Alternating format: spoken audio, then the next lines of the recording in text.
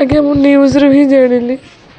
ମୋତେ କେହି କିଛି କହିନଥିଲେ, ମୋତେ ଖାଲି କହିଲେ ଆପଣ ଖାଲି ଆସନ୍ତୁ, ଆକ୍ସିଡେଣ୍ଟ ଅଛି ହେଇଛି ଆଇସିୟୁରେ ଅଛନ୍ତି। କିନ୍ତୁ ମୁଁ ନ୍ୟୁଜ୍ରେ ଦେଖିଲା ବେଳକୁ ଆଉ ନାହାନ୍ତି। ନ୍ୟୁଜ୍ରୁ ହିଁ ଜାଣିଲି। ପ୍ଲିଜ୍ କ'ଣ କରନ୍ତୁ, କିଏ ଧୋକା କରିଛି, କ'ଣ ଧୋକା ହେଇଛି ମୋର ଜାଣିବାର ଅଛି। ଆପଣମାନେ ଠିକ୍ ସହଯୋଗ କରିକିନା ଜଣାନ୍ତୁ। ଆଇଲା ବେଳକୁ କେହି ନଥିଲେ, ଡୋର୍ କ୍ଲୋଜ୍ ଥିଲା। ମୁଁ କହିଲି ତାଲା ସେ ଓପେନ୍ କଲେ, ମୁଁ ଦେଖା କଲି, ତାପରେ ତାଲା ବନ୍ଦ କରିଦିଆହେଲା।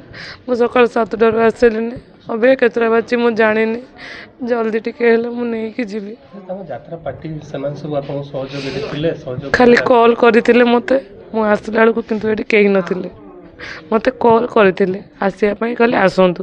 ନ୍ୟୁଜ୍ରୁ ଦେଖିଲି ଆସିଲି, ଆସିଲା ବେଳକୁ ଏଠି କେହି ନଥିଲେ। ବର୍ତ୍ତମାନ ଆପଣ ଦେଖୁଛନ୍ତି ଅବିକା ଆସିକି ସେ ପହଞ୍ଚିଲେ। ଆଉ କିଛି କହିପାରିବିନି।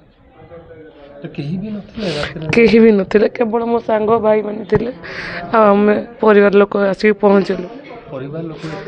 ଦୂରରୁ ଆସିଲେ, ଜଣେ ନୟାଗଡ଼ରୁ ଆସିଲେ, ଆଉ ଜଣେ ନିଶ୍ଚିନ୍ତ କୋଇଲି ମାହାଙ୍ଗାରୁ ଆସିଲେ, ଇଏ ମାଇଁ ହେବେ ସେ ଯାଜପୁରରୁ ଆସିଲେ। ସମସ୍ତେ ଆସିଲେ। ମୁଁ ଭୋର 4ଟାରୁ ବାହାରି 7ଟାରେ ଏଠି ପହଞ୍ଚିଲି। କାଲି ମୋ ବାପାଙ୍କ ସହ କଥା ହେଇଥିଲେ, ମୋ ସହ କଥା ହେଇନାହାନ୍ତି। ମୁଁ କାଲି ଯାଉଛି ଏତିକି କୁହନ୍ତି। କାଲି କାଲି ଫୋନ୍ କରିନଥିଲେ, କିନ୍ତୁ ବାପାଙ୍କୁ କହୁଥିଲା ଯେ ବାପାଙ୍କ ସହ କଥା ହେଇଥିଲେ ମୁଁ ଯିବି ସକାଳେ। ବହୁତ ଖୁସି ଥିଲି ଆସିବେ ବୋଲି। 15 ଦିନ 17-18 ଦିନରେ ଆସିନାହାନ୍ତି। ନଭେମ୍ବର 17ରେ ଲାଷ୍ଟ ମୁଁ ତାଙ୍କୁ ଦେଖିଥିଲି। ନଭେମ୍ବର 17ରୁ ସେ ଆପଣଙ୍କ ପାଖରୁ ଆସିଥିଲେ। ଆଜ୍ଞା। ମୋ ଶାଶୁ, ମୋର ଗୋଟେ ଛୋଟ ଛୁଆ 3 ବର୍ଷର, ବାପା ମା ଭଉଣୀ ଏତିକି।